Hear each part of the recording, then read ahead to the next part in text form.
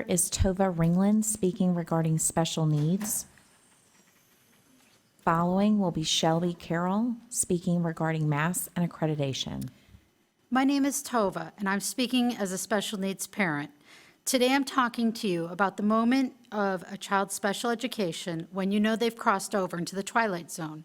The creator of the Twilight Zone, Rod Sterling, wrote, "It may be said with a degree of assurance that not everything that meets the eye is as it appears." You know you've crossed over into the Twilight Zone when data is presented nicely in graphs, but the child had only been in school for 3 of the dates listed. Some of the dates were on weekend and some over vacation.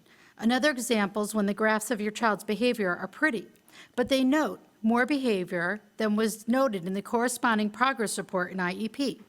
You know you've crossed over into the Twilight Zone when an educator says in one moment that your child does not have a behavior at school. This behavior is heavily noted in the behavior intervention plan and highly documented. Then 10 minutes later, the same educator says that someone came to observe your child, and that person saw your child engaging in that exact behavior. The scariest episode of the Twilight Zone for me was when a child who has never been in the general education setting due to the severity of a disability had criminal charges pressed against him by a campus officer. These charges for the exact verbal behavior covered in his behavior intervention plan and IEP.